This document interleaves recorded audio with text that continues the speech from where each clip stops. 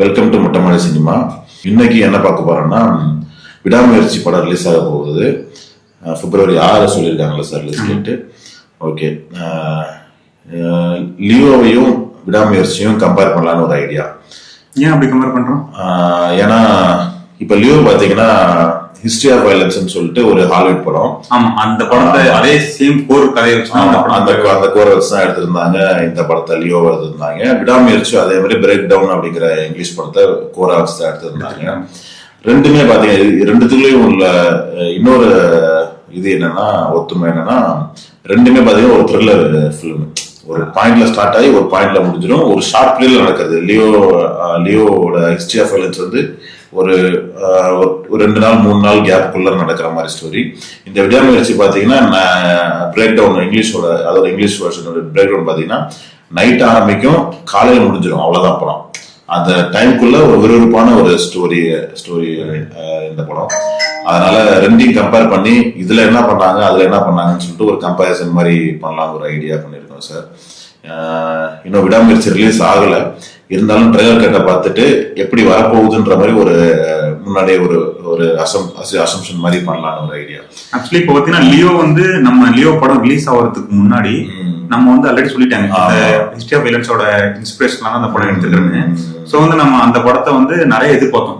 ஏன்னா அந்த படம் ஹிஸ்டரி ஆஃப் வயலன்ஸ் பார்த்துட்டோம், அதுக்கப்புறம் பார்த்தோம், நல்லா இருந்துச்சு. சோ வந்து அது வந்து லோகேஷ் சார் கிடைச்சிருக்கு, விஜய் மாதிரி ஒரு ஆக்டர் கிடைச்சிருக்காங்க. அப்படிங்கிறப்ப அந்த கதையை பிக்ஸ் பண்ண எப்படி இருக்குங்கிறத நம்ம நிறைய எதிர்பார்த்துட்டு இருந்தோம். சோ வந்து அது எதனால எந்த இடத்துல வந்து நம்ம எதிர்பார்ப்பு பூர்த்தி செய்யலங்கிறதையும் இதோட பார்க்க போறோம். அதே மாதிரி விடாமுயற்சியும் வந்து நம்ம பிரேக் டவுன் பார்த்துட்டோம். அது எந்த அளவுக்கு நம்ம சாட்டிஸ்ஃபை பண்ணிச்சு. அதே மாதிரி வந்து அஜித் சார் இருக்காரு, டைரக்டரும் செம்ம ஆள் இருக்காங்க. இவங்க 2 பேர் கையிலுமே அந்த கதை கிடைச்சிருக்கு. அதை வச்சு பண்றப்ப அதுவுமே நம்ம எதிர்பார்ப்பு என்னன்னு சொல்லலாம். அது லியோவுக்கும் இதுக்கும் என்ன வேரியேஷன், லியோட என்ன தப்பு பண்ணாங்க, அந்த தப்பு இதுல பண்ணிருக்காங்களா பண்ணலையாங்கிறது ட்ரெய்லர் வச்சு நம்ம ஒரு கெஸ் பண்ண முடியலாம். பண்ணிட்டு ஃபியூச்சர்ல படம் இப்படி இருந்துச்சுன்னா கண்டிப்பா நல்லா இருக்குமா அப்படிங்கறத நம்ம வியூஸ் சொல்லலாம். டெஃபினட்டா. ஓகே, ஃபர்ஸ்ட் எடுத்த உடனே ஸ்டோரிய பார்த்துடலாம். ஹிஸ்டரி ஆஃப் வயலன்ஸ் ஸ்டோரி பாத்தீங்கன்னா நம்ம லியோல வந்த மாதிரியே தான். ஹீரோ வந்து ஒரு கேங்ஸ்டரா இருப்பாரு, பழைய கேங்ஸ்டரா இருப்பாரு. ஏதோ ஒரு விஷயத்துல இவங்க பண்றது பிடிக்காது, அந்த குரூப்போட அவங்க செயல்பாடு பிடிக்காம வந்து அங்கிருந்து பிரிஞ்சு வந்துட்டு ஒரு அமைதியான ஆல்டர் ஈகோன்னு சொல்லுவாங்க, சம்பந்தமே இல்லாம ஒரு வாழ்க்கையில வாழ்ந்துட்டு இருப்பாரு. அது எந்த ஒரு பிரச்சனையும் எனக்கு தேவையில்லை, எல்லாத்தையும் விட்டுட்டு நான் நிம்மதியா இருக்க போறேன் அப்படின்ற மாதிரி பிளானுக்கு வருவாரு. இங்க வாழ்ந்துட்டு இருப்பாரு. இவர் இருக்கிறது வந்து அந்த ஓல்டு கேங்க்கு தெரிஞ்சிடும். அவங்க ஓல்டு கேங்க்ல இருக்கிறவங்க வந்து இவரை வந்து உயிரோட இருக்கக்கூடாதுன்னு நினைக்கிறாங்க. ஏன்னா அங்க ஒரு பெரிய பிரச்சனையை பண்ணிட்டு வந்திருப்பாரு. அதுக்கப்புறம் பிசினஸே பண்ண முடியாதுன்ற அளவு பிரச்சனையை பண்ணிட்டு வந்திருப்பாரு. இங்க வந்த பிறகு வந்து குறைச்சல் கொடுத்துட்டே இருப்பாங்க, நீதானே அதுன்னு கேட்டுட்டே இருப்பாங்க. கடைசியில போயிட்டு இவர் என்ன பண்ணுவாரு, போய் அங்க இருக்கிறவங்க எல்லாம் கொண்டு வந்துருவாரு. இதுதான் வந்து ஹிஸ்டரி ஆஃப் வயலன்ஸோட ஸ்டோரியும் லியோவோட ஸ்டோரியும் அது ஆல்மோஸ்ட் சேம் தான். நம்ம ஆக்சுவலி இந்த படத்தை பார்த்துட்டு லியோ ட்ரெய்லர் வரப்ப என்ன சொன்னோம், இதே மாதிரிதான் நடக்க போகுது. விஜய் சார் வந்து ஃபர்ஸ்ட் அமைதியா வாழ்ந்துட்டு இருப்பாங்க. அப்போ ஒரு ஸ்டேஜ்ல வந்து இவரு திரும்ப பேக் போவாரு. அந்த சீன்லாம் வந்து பெரிய லெவல்ல நமக்கு வந்து எதிர்பார்த்தோம். அந்த சீன்லாம் அதெல்லாம் மாசா இருக்கும் அப்படின்ட்டு அதெல்லாம் நம்ம எதிர்பார்க்க போது செய்யல. அதே மாதிரி வந்து அந்த படத்துல வந்து இந்த படத்துக்கு அந்த படத்துக்கும் பாத்தீங்கன்னா அந்த எல்சியூன்னு ஒண்ணு சொல்லிட்டு இருந்தாங்க. அது ஆக்சுவலி படம் எடுக்கிறப்ப அந்த ஐடியாவே இல்ல போல இருக்கு. நிறைய எதிர்பார்த்ததுனால அதெல்லாம் திணிக்கப்பட்டிருக்காங்க. அது ஒழுங்காவே செட் ஆகல. அதனால லியோல என்ன ஸ்டோரியா இருந்துச்சுன்னா, விஜய் வந்து காஷ்மீர்ல, இமாச்சல் பிரதேஷ்ல இருப்பாருங்களா, காஷ்மீர்ல இருக்கிற மாதிரி காட்டுவாங்க. எந்த ஒரு பிரச்சனையும் போகாத ஒரு அமைதியான ஆளு. ஆனா அவருக்குள்ள திறமை இருக்கு, ஒரு வயலன்ஸ் இருக்குங்கிறத முதல் சீன்ல எஸ்டாப்ளிஷ் பண்ணிருப்பாங்க. அந்த ஹைனாவோட சீன்ல அவர்கிட்ட ஏதோ ஒரு இதுக்கு முன்னாடி வந்து ரொம்ப பெரிய ஆளா இருந்திருக்காருன்ற மாதிரி காமிச்சிருவாங்க. ஆனா இப்போதைக்கு எனக்கு வந்து அமைதியான வாழ்க்கையே போதும் அப்படின்ற மாதிரி இருக்காரு. இவரை எதர்ச்சியா எங்கேயோ ஒருத்தர் பார்த்துட்டு போய் இவர் தான் லியோன்னு சொல்லிட்டு, பார்த்திபன் கேரக்டர் தான் லியோன்னு சொல்லிட்டு அவங்க பழைய கேங்கிட்ட போய் சொல்றாங்க. இவர் இதுக்கு முன்னாடி வந்து ஒரு பெரிய கேங்ஸ்டரா இருந்திருப்பாரு. அவங்க அண்ணன், அவங்க பெரியப்பா, அவங்க அப்பாவும் பெரியப்பாவும் எனக்கு கொல்லணும்னு துடிக்கிற அளவுக்கு வந்து இவர் ஏதோ ஒரு வேலை பண்ணிட்டு வந்திருக்காங்க. இங்க வந்துட்டு இவரை வந்து நீதான் லியோன்னு சொல்லிட்டு ஒத்துக்க வைக்கிறாங்க. ஒத்துக்கன்னு சொல்றாங்க. கடைசி வரையும் சொல்லிட்டு இருக்காங்க. கடைசியில இவர் தான் லியோவா இல்லையாங்கிறது ஸ்டோரியா சொல்லி முடிச்சிருந்தாங்க. இவர் போய் அவங்க எல்லாத்தையுமே கொண்டுட்டு வர்றதான் ஃபைனல் ஸ்டோரியா இருந்துச்சு. பிரேக் டவுனோட ஸ்டோரி பாத்தீங்கன்னா, ஹீரோ ஹீரோயின் 2 பேரும் வந்து ஒரு டெசர்ட்ல போறாங்க. டெசர்ட்ல ஒரு கார் எடுத்துட்டு போறாங்க, மூவ் ஆகி போறாங்க, ஒரு இடத்துல இன்னொரு இடத்துக்கு மூவ் ஆகி போறாங்க, வேலையை விட்டு வேற வேலைக்கு போறாங்கன்ற மாதிரி காட்டுறாங்க. போகும்போது வந்து இவருக்கு ஒரு ட்ரக்கு கூட ஏதோ பிரச்சனை வருது. அந்த பிரச்சனையில வந்து அவங்க வண்டி ஏதோ பண்ணி விட்டுறாங்க இடையில. இவரு வண்டி நிறுத்தும் போது இவர் வண்டி எடுத்துட்டு போறாரு, வண்டி பிரேக் டவுன் ஆயிருது. அதனாலதான் அந்த படத்து பேரே பிரேக் டவுன் வச்சிருக்காங்க. பிரேக் டவுன் ஆயிருது. ஒருத்தர் ஹெல்ப் பண்றதுக்குன்னு சொல்லிட்டு வராரு, ஒரு பெரிய ட்ரக் ட்ரெய்லர்ல வராரு. அவர் வந்து ஒய்ஃபை மட்டும் ஏத்திக்கிட்டு ஹஸ்பண்ட் எங்கேயே விட்டுட்டு போயிடுறாரு. அவர் போனவர் வந்து ஒய்ஃபை வந்து கிட்னாப் பண்ணிடுறாங்க. அந்த ஒய்ஃபை எப்படி திருப்பி காப்பாத்தி கொண்டாடுங்கிறது தான் ஸ்டோரி. ஒரே ஒரு ஒன்லைன் ஸ்டோரி ஃப்ரம் த ஸ்டார்ட்ல இருந்து கடைசி வரைக்கும் வந்து படம் என்ன ஆகும், ஒய்ஃபை காப்பாத்துவாங்களா இல்லையா, இவங்க 2 பேரும் தப்பிப்பாங்களா இல்லையா, உயிரோட திரும்புவாங்களா இல்லையா, கடைசி நிமிஷம் வரையும் வந்து யாரு வில்லன் ஜெயிப்பானா இவன் ஜெயிப்பானா, இவன் சவானா அவன் சவானான்ற மாதிரி இருந்துச்சு. கடைசி வரையும் அந்த நம்மள வந்து ஆமா அந்த நெக் ஆஃப் த மொமெண்ட் வரையும் சூப்பரா இருந்துச்சு. நல்ல ஒரு படமா இருந்துச்சு பிரேக் டவுன். இதே விடாமுயற்சியும் சேம் கான்செப்ட்லாம் வச்சிருக்காங்க. எனக்கு தெரிஞ்சு இந்த சீன்ஸ் எல்லாம் சேம் ஒரே மாதிரி தான் வச்சிருக்காங்க. போறது காப்பாத்துறது எல்லாமே. இது இல்லாம எக்ஸ்ட்ரா என்ன பண்ணிருக்காங்கன்னா பிளாஷ்பேக் போர்ஷன், இந்த லவ் சீன் இதெல்லாம் ஆட் பண்ணிருக்காங்க. இதை பத்தி எல்லாம் பின்னாடி பேசுவோம். நம்ம ஸ்டோரி வந்து பேசிக்கலி இதான் ஸ்டோரி சார். அடுத்தது வந்து இந்த படத்தோட பாசிட்டிவ். ஃபர்ஸ்ட் லியோவோட பாசிட்டிவ் பத்தி பேசலாம். லியோவோட பாசிட்டிவ் என்ன சார் நினைக்கிறீங்க நீங்க? லியோவோட பாசிட்டிவ்னு பாத்தீங்கன்னா லோகேஷ் சாரோடைய டைரக்ஷன், விஜய் சாரோடைய பேஸ், இது ரெண்டுமே தான் மிகப்பெரிய பாசிட்டிவ். ஸோ வந்து ஃபர்ஸ்ட் ஹாஃப் வரைக்குமே எனக்கு படம் வந்து சூப்பரா தான் போயிட்டு இருந்துச்சு. இங்கேயோ ஒரு இடத்துல வந்து நமக்கு வந்து வெடிக்க போகுது, லியோ வர போறாரு, அதுக்கப்புறம் வந்து படம் வேற லெவல்ல போகுது, அந்த மாதிரி ஒரு மைண்ட் செட்ல நான் பாத்துட்டு இருந்தேன். லியோட பாசிட்டிவ் என்ன நான் நினைக்கிறேன்னா, பார்த்திபன்ற கேரக்டர் வந்து நல்ல டிசைன் பண்ண கேரக்டர், வெல் எஸ்டாப்ளிஷ்டு கேரக்டர். அவன் இதுதான் பண்ணணும்னு நினைக்கிறான், அதை தான் பண்ணிட்டு இருப்பான் கடைசி வரைக்குமே. இன்க்ளூடிங் கிளைமேக்ஸ் முதற்கொண்டுமே பாத்தீங்கன்னா அவன் கேரக்டர் வந்து நல்லா எழுதப்பட்ட கேரக்டர் தான் ஸ்டார்ட்ல இருந்து எண்ட் வரைக்கும். அது மாதிரி டெக்னிக்கலி படம், கேமரா ஒர்க் ஆகட்டும், லோகேஷோட படம்னாவே தெரியும் நமக்கு. ஆமா, நல்லா டெக்னிக்கலி சூப்பரா இருக்கும். முக்கியமா அனிருத்தோட மியூசிக் வந்து சூப்பரா ஒர்க் அவுட் ஆயிருந்துச்சு. அந்த ஃபர்ஸ்ட் 40 மினிட்ஸ் வந்து படம் வந்து சூப்பரா இருந்துச்சு, நல்லா இருந்துச்சு. ஸ்டார்டிங்ல இருந்து அந்த ரெஸ்டாரண்ட் ஃபைட் சீன் வரைக்கும் வந்து படம் வந்து எங்கேயுமே நம்மளே வந்து நவர கூட உள்ள அந்த அளவு சூப்பரா பண்ணியிருந்தாங்க. விஜய் இன்ட்ரோல இருந்து அந்த ரெஸ்டாரண்ட் சீன் வரையும் சூப்பர், படம் செமையா இருந்துச்சு. அதுக்கப்புறமேட்டுக்கு வர சீன்கள், அது நெகட்டிவ் பத்தி நம்ம பேசும்போது பேசிடலாம். பெங்களூரோட பாசிட்டிவ் என்னன்னா அதோட ஸ்கிரீன் பிளே சார்.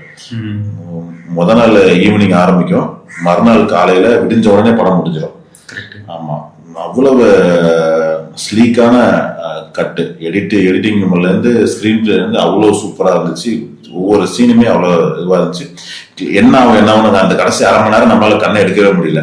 தப்பிச்சிருவாங்களா மாட்டாங்களா, வில்லன் சாவானா ஹீரோ சாவானா, இந்த இது இருந்துகிட்டே இருந்துச்சு. கடைசி வில்ல சாவ வரைன்னு கீழே அந்த குழந்தை வந்து கண்ணு எடுத்து காட்டுறதா, அந்த சீன்ல இருந்து தப்பிச்சு அடுத்த சீன்ல இருந்து அதுல இருந்து அதான் அது ஆரம்பிக்கும். அதுல இருந்து கடைசி வரைக்கும் ஒரு 3/4 மணி நேரம் கிட்டத்தட்ட வந்து செம்ம விறுவிறுப்பா போகும். அந்த கிளைமேக்ஸ்ல கூட அந்த கார் பொங்கிட்டு அதுக்கப்புறம் கீழே உயிரோட இருப்போம். அது வரைக்குமே இருந்துச்சு, அது வரைக்குமே விறுவிறுப்பா தான் இருந்துச்சு. ஆமா, அது வரைக்குமே இருந்துச்சு. சரி முழிச்சுட்டான்ற நமக்கு பார்த்த உடனே கொஞ்சம் பயமாயிருச்சு, என்னமோ பண்ணிடுவாங்களோ அப்படின்னு. ஆக்சுவலி தமிழ் சினிமாவா இருந்தா என்ன பண்ணிருப்பாங்க, காப்பாத்தி மேல வந்த உடனே அந்த கார் வந்து கீழே விழுந்துரும், அந்த ட்ரக்கும் அந்த கார் எல்லாமே கீழே விழுந்துரும், தப்பிச்சிட்டாங்க அப்படிங்கிற மாதிரிதான் இருக்கும். ஆனா அவங்க அதுல எப்படி வச்சிருந்தாங்கன்னா, வந்துருவாங்க, வந்ததுக்கு அப்புறம் வந்து அந்த கார் அப்படியே தூக்கிட்டே தான் இருக்கும் அந்த ட்ரக்கு. ஆனா ஹீரோ அக்கீல இருக்கிற வில்லன் வந்து முடிச்சு பார்த்துட்டு இருக்கும், உயிரோட இருப்பான். உடனே ஹீரோயின் வந்து வேற தள்ளி விட்டு கொள்ற மாதிரி இருக்கும். அதெல்லாம் சூப்பரா இருந்துச்சு. கடைசி வரையுமே நல்லா இருந்துச்சு. விடாமுயற்சியை பொறுத்தவரையும் இப்படியே படத்தை எடுத்திருந்தாங்கன்னா சூப்பரா இருக்கும். என்னன்னா படமா நல்லா இருக்கும். எப்படின்னா ஒரு த்ரில்லர் பிலிமா ஸ்டார்டிங் டு எண்ட்ல இருந்து சூப்பரா இருக்கும் படம். ஒரு பாயிண்ட்ல ஆரம்பிக்குது, ஒரு பாயிண்ட்ல முடியுதுன்னா 1.5 மணி நேரம் 1.25 நேரம் 2 மணி நேரமே எடுத்தாலுமே போறதே தெரியாது இந்த படத்தோட. இது எனக்கு என்ன பண்ணுதுன்னா சார், இந்த பிரேக் டவுன் பார்த்த வச்சு அதுல வந்து மாசினா எதுவும் பெருசா வைக்கிற மாதிரி இல்ல. அஜித் சாருங்கிறதுக்கான சில மாசின் வைக்க போய் அதுல ஏதாவது சொதப்பிடுவாங்கன்னு பயமா இருக்கு. அதுதான் வந்து சாட்டிஸ்ஃபை பண்ணுங்கிறதுக்காக அந்த மாதிரி ஏதாவது. அதான் நானும் சொல்ல வந்தது, இந்த பிரேக் டவுன் வந்து ஒரு த்ரில்லர் ஸ்டோரி, ஒரு கமர்ஷியலுக்கான எந்த ஒரு பாயிண்ட்டுமே கிடையாது. ஒரு ஸ்டார்டிங் டு எண்டிங் ஒரு விறுவிறுப்பான படம் போய் முடிஞ்சிடும், அவ்வளவுதான். நம்ம தமிழ் படம் நம்ம அதுவும் அஜித் நடிக்கிறாருங்கிற பண்ணும்போது, நடிக்கிறாருங்கும் போது நம்ம என்னெல்லாம் எதிர்பார்ப்போம்னா அவர்கிட்ட ஒரு ஒரு பயங்கர ஒரு கமர்ஷியலா ஒரு மாசான ஒரு சீன் எதிர்பார்ப்போம் நம்ம. அவர் வெடிக்க விட்டுட்டு முன்னாடி நடந்து போற மாதிரி எல்லா படத்துலயும் அந்த சீனை கொண்டு வருவாங்க. அது மாதிரி சீன்கள் ஒரு மாசா இவரு இது பண்றது, காப்பாத்துற சீனு, கிளைமேக்ஸ்ல போய் தான் காப்பாத்துவாரு. அது வரைக்கும் பாத்தீங்கன்னா ஒரு ரொம்ப அடிபட்டு இவரு வந்து கீழே இருக்கிற மாதிரி இருக்கும், அவங்களோட கை ஓங்கி இருக்கிற மாதிரி, இல்லனோட கை ஓங்கி இருக்கிற மாதிரி இருக்கும். இல்ல அந்த சொல்லுவாங்கல்ல என்னது கேப்டன் டாம் அண்ட் ஜெர்ரி மாதிரி மாறி மாறி கேப்டன் மவுஸ் அந்த மாதிரி வராது. ஃபுல் அண்ட் ஃபுல் வந்து ஃபர்ஸ்ட் ஒரு கிளைமேக்ஸ் வரைக்குமே வந்து அஜித் அடிபட்டே இருப்பாரு. கடைசியா அந்த ஒரு அரை மணி நேரம் ஒரு 20 நிமிஷம் தான் வந்து அஜித் வந்து ஹீரோவா மாதிரி இருந்து காப்பாத்துற மாதிரி இருக்கும். கரெக்ட். இதுவுமே நல்ல ஒர்க் அவுட் ஆகிற ஃபார்முலா தான் சார். இது நீங்க அடிச்சுட்டே இருப்பாங்க, எப்ப எந்திரிப்பாங்க, நம்ம இது மாதிரி கேஜிஎஃப் மாதிரி அடிப்படையிட்டே இருப்பான், ஒரு கட்டத்துல எந்திரிச்சு நிப்பான், தியேட்டர் இதுவாக அந்த மாதிரி அது வந்து அந்த சீனை நல்லா கொண்டு வந்துட்டானா படம் எங்கேயோ போயிடும். ஆமா, இதே எக்ஸாம்பிள் பாத்தீங்கன்னா இன்னொரு படத்துல வந்திருக்கும், நம்ம விக்ரம் படத்துல, கமலோட விக்ரம் படத்துல இன்டர்வல் வரையும் வந்து நமக்கு தெரியும் எப்படி இருந்தாலும் கமலை கொல்ல மாட்டாங்க, கமல் இருப்பாரு தெரியும். ஆனா அது எப்படி காட்ட போறாங்கன்னு சொல்லிட்டு நம்ம எதிர்பார்த்துட்டே இருந்தோம். இன்டர்வல் சீன்ல தான் கமலோட ஃபேஸே காட்டினாங்க. அந்த சீன்ல தியேட்டர் பிளாஸ்ட் ஆயிடுச்சு. அந்த மாதிரி வந்து ஒரு பிளாஸ்ட் ஆகிற சீனை வந்து கொஞ்சம் மினிமம் கொஞ்சம் கொஞ்சமா பில்ட் பண்ணிட்டு போய் ஒரு பாயிண்ட்ல வந்து பிளாஸ்ட் பண்ணி இவன் தான் ஹீரோன்ற மாதிரி இது பண்ணாங்கன்னா எங்கேயோ கொண்டு போறதுக்கு வாய்ப்பு நிறைய இருக்கிற சீன். என்னன்னா ஒரு இடத்த 2 இடத்த கொண்டு வர முடியாது. பாத்தீங்கன்னா அதே அதுல இருக்கிற அதே ஸ்கிரீன், அதே டைலாக், அதே கேரக்டர் அப்படியே டிசைன் பண்ண மாதிரியே இருக்கு. நீங்க நிறைய கேரக்டர் மேட்ச் ஆகுது. நம்ம இதுல இன்னொரு வீடியோ போட்டோம் பாருங்க, இதுல இருக்கிற அதே மேக்ஸிமம் இருக்கிறது அதே தான். ரெஜினா கேரக்டர் வந்து புதுசா கொண்டு வந்திருக்காங்க, உள்ள கொண்டு வந்திருக்காங்க. மத்தபடி போலீஸ் கேரக்டர் ஆகட்டும், வில்லன் அர்ஜுன் கேரக்டர் ஆகட்டும்,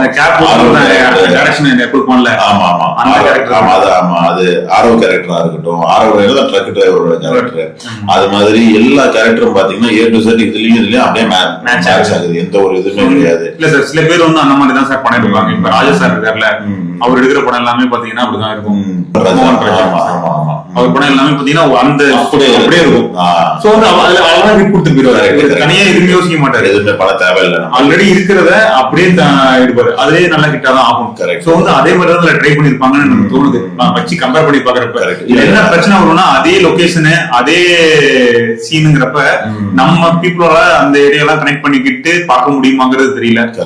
அது எந்த அளவுக்கு நமக்கு ரீச் ஆகும், நம்மளால ஏத்துக்க முடியும் அப்படிங்கிற இடத்துல பிரச்சனையா வரும் நினைக்கிறேன்.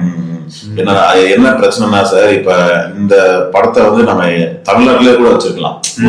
தமிழ்நாட்டிலே ஒரு சவுத் சைடு போற மாதிரி ஒரு ஒரு தொடர்ந்தாப்புல சிட்டி வராத மாதிரி ஏரியா நிறைய இருக்கு. ஏன்னா இப்ப அவங்க சைடுல இப்ப இந்த பிரேக் டவுன் படம் பாத்தீங்கன்னா அவங்க வந்து இந்த வெஸ்டர்ன் அமெரிக்கான்னு சொல்லுவாங்க, அந்த கலிபோர்னியா தாண்டி இப்படியா போவாங்க, ஒரு டெசர்ட் சைடா போவாங்க. ராஜஸ்தான் கூட போவாங்க. கரெக்ட். ராஜஸ்தான்ல என்னன்னா ரோடு பிரச்சனை நமக்கு இருக்கும். ஒரு எம்டியான ரோட காமிக்கணும். அதுக்காக இவங்க அசர்பைஜான செலக்ட் பண்ணிருக்காங்களான்னு சொல்லிட்டு எனக்கு தெரியல. அதுல இங்கிலீஷ் படத்துல பாத்தீங்கன்னா லாஸ் வேகாஸ் போகணும்னாலே இடையில டெசர்ட்டை கிராஸ் பண்ணி தான் போகணும். அதுல அந்த வில்லேஜ் காட்டுவாங்க தெரியுங்களா, அதே மாதிரி வில்லேஜ் அதுல வந்து பாத்தீங்கன்னா அந்த போன் இருக்குல்ல, அந்த போன் யூஸ் போன் பூத்து இப்ப எந்த இருக்கு. ஆமா, அது நிறைய பூத்து வருது இதுல. அப்படியே அதான் எனக்கு தெரிஞ்சு அவர் மோகன் ராஜா படம் மாதிரியே தான் இருக்கும்னு நினைக்கிறேன். எக்ஸ்ட்ராஸ்ல பிட்டிங் ஆட் பண்ணிட்டு அப்படியே அதே படத்தை எடுத்துப்பாங்கன்னு நினைக்கிறேன். மேக்ஸிமம் அப்படிதான் சார். இல்ல சார், அது மாதிரி எடுத்தா கூட ஹிட் ஆயிருந்தாலும் நல்லா இருக்கும். இல்ல அப்படியே எடுத்தாலும் விட்டாவே எடுத்தாலுமே நல்லா இதுவா இருக்கும். கதை அந்த அளவுக்கு கனெக்ட் செம த்ரில்லர். அது கதை வந்து அந்த அளவுக்கு ஸ்ட்ராங்கா இருக்கிறதுனால அது அப்படியே எடுத்தாலும் அஜித் சார் வேற எடுக்கிறாரு, சூப்பரா வந்து. ஆனா இவங்க நிறைய லியோல பண்ற மாதிரி, அதுக்காக தான் நம்ம கம்பேர் பண்ணி பேசணும். லியோல வந்து கதையும் அந்த மாதிரி ஸ்ட்ராங்கான கதை தான், ஆனா அதை வந்து கொண்டு போன விதம் தான் நமக்கு வந்து சாட்டிஸ்ஃபை பண்ண. என்னென்ன பிரச்சனைன்னு சொல்லிடலாம் கையோட. நம்ம லியோல வந்து இன்டர்வலுக்கு அப்புறம் நம்ம ஒரு முதல் 40 நிமிஷம் நல்லா இருந்துச்சு. அதுக்கப்புறமேட்டுக்கு அந்த இவங்க வந்து தேடி மிஸ்கின குடும்பத்தை காட்டுறேன்னு சொல்லிட்டு அந்த இந்த சைடு கொண்டு போனது, அவங்களோட சைடை காமிச்சாங்களா, அங்க போய் அங்க ஒரு இது நடக்கும், டெத் நடக்கும், இடத்த காமிச்சது.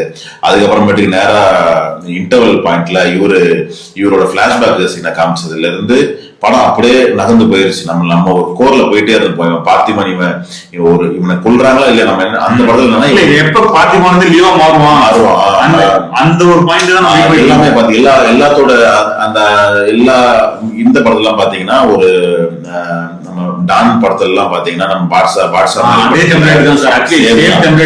டெம்ப்ளேட். ஆமா, நிறைய படம் ஒர்க் ஆகி பயங்கர ஹிட் ஆயிருக்கு. பில்லா ட்ரை பண்ணதுதான் பிரச்சனையே இல்ல சார். அந்த டெம்ப்ளேட்ல இருந்து கொஞ்சம் டீவியேஷன் ஆகும் ட்ரை பண்ணாப்ல.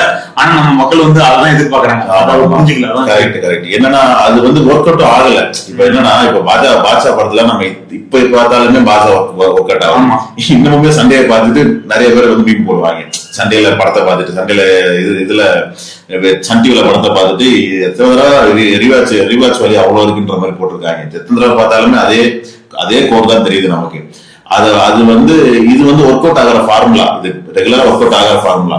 ஆனா இந்த இவரு பண்ணிருக்க அந்த லியோல பண்ணிருக்க ஃபார்முலா பாத்தீங்கன்னா ஒர்க் அவுட் ஆகல இதுவாக ஓப்பனாவே ஒர்க் அவுட் ஆகல. ஏன்னா நமக்கு போஸ்டர் பார்த்தவே கண்டுபிடிச்சேன் இவன் தான் லியோன்னு சொல்லிட்டு. அதுக்கப்புறம் இதுக்குன்ற மாதிரி நீ தான் லியோன்னு சொல்லிட்டு கேட்கறது கான்செப்டுமே புரியல சார். அதுவும் ஆடியன்ஸுக்கு வந்து இவர் தான் லியோன்னு தெரிஞ்சிடும். ஆனா லியோன்னு தெரிஞ்சு யாரும் இவரோட இருக்க மாட்டாங்க. இதெல்லாம் வந்து எனக்கு அந்த விஷயம் சுத்தமா. ஆமா சார், அது இந்த மாதிரி நெகட்டிவ்ஸ் இருந்துச்சு. இதே மாதிரி நெகட்டிவ்ஸ் வந்து விடாமுயற்சியில கொஞ்சம் பிளாஷ்பேக் போர்ஷன் சொல்லிட்டு இவங்களோட லவ் ஸ்டோரி, அதுவுமே நீங்க சொன்னீங்கல்ல நேட்டிவிட்டி மிஸ் ஆகுதுன்னு சொல்லிட்டு சொன்னீங்கல்ல. சரி, அதுதான் நேட்டிவா இருக்குமோன்னு சொல்லிட்டு நேட்டிவிட்டியா காமிப்பாங்க. அதுவும் பாத்தீங்கன்னா நமக்கு சம்பந்தமே இல்லாம ஒரு வெட்டிங்க காமிக்கிறாங்க. த்ரிஷாவும் அஜித்தும் இருக்கிறது. வெட்டிங் வேற மாதிரி இருக்கு. அவங்க போற ஹனிமூன் மாதிரி காட்டுறாங்க. ஒரு போட்டுக்கு தமிழ்நாட்டுக்கு என்ன சம்பந்தம்? போட்டு கேரளா மாதிரி ஓகே. அது அந்த மாதிரி போட்டு காமிச்சா கூட ஓகே. ஒரு யாட் மாதிரி காமிக்கிறாங்க, ஒரு ஹைடெக்கான யாட் மாதிரி காமிக்கிறாங்க. அதெல்லாம் நம்ம ஊர்ல இருக்கவும் கிடையாது. அதெல்லாம் கனெக்டே ஆகல. அந்த மாதிரிலாம் ரொம்ப ரேரான பீப்புள் தான் யூஸ் பண்ணுவாங்க. ஆமா, அதுக்கு நம்ம பழக்கப்பட்டதே கிடையாது நமக்கு. ஆனா இங்கிலீஷ் படத்துல பாத்தீங்கன்னா சாதாரண ஆளு கூட ஒரு போட்டிங் போற மாதிரி காட்டுவாங்க நிறைய இதுல நான் பாத்திருக்கேன். ஆனா இதுல வந்து நம்ம பீப்புளுக்கு வந்து அது வந்து ஒர்க் அவுட் ஆகாது. அந்த கனெக்டிவிட்டி நிறைய இடத்த மிஸ் ஆக வாய்ப்பு இருக்கு விடாமுயற்சி. ஆனா அந்த த்ரில்லர் எலமெண்ட் கையில புடிச்சதுல இருந்து இப்ப இதெல்லாம் காமிச்சு முடிச்சு த்ரில்லர் எலமெண்ட் ஒரு 1/2 மணி நேரம் காமிச்சிட்டாருன்னா, ஒரு த்ரில்லர் எலமெண்ட்ல புடிச்சு ஒரு 3/4 மணி நேரம் ஒரு 1.5 மணி நேரம் நம்மளை வந்து எஜாவது சீட்ல வச்சுட்டாருன்னா நம்ம எந்த ஏரியால இருக்காங்க அதெல்லாம் நம்ம பார்க்க மாட்டோம். நம்ம த்ரில்லர் எலமெண்ட் இருந்துச்சுன்னா கண்டிப்பா ஒர்க் அவுட் ஆகிற ஃபார்முலா தான். ஆனா அதை எப்படி கொண்டு வந்திருக்காங்க த்ரில்லிங் சொன்னதுனால சொல்றேன். ஆல்ரெடி பேக்ரவுண்ட் படம் பார்த்துட்டோம். இதேதான் லோகேஷ் சாருமே யோசிச்சிருப்பாருன்னு தோணுது. சோ அந்த கதையே தெரிஞ்சிருச்சு. அப்ப நம்ம த்ரில்லரா கொண்டு போக முடியாது. சோ நம்ம கதையை வந்து மாத்தணும்னு ட்ரை பண்ணிருப்பாரு. இப்ப லியோலையுமே அதே தானே. சோ வந்து இப்ப விடாமுயற்சியும் நம்ம எல்லாருமே பேக்ரவுண்ட் பார்த்திருப்பாங்க. இப்பெல்லாம் இப்ப இருக்கிற ஆடியன்ஸ் எல்லாமே எல்லா படத்தையுமே வந்து பாக்குறாங்க. அப்படிங்கிறப்ப இதோட இன்ஸ்பிரேஷன் தான் கண்டிப்பா அந்த படம் பாத்துருவாங்க. சோ அதே கதை எதிர்பார்த்தாங்கன்னா நீங்க சொல்ற மாதிரி அந்த குரூருக்கும் அந்த ஒரு என்ன சொல்றீங்க நீங்க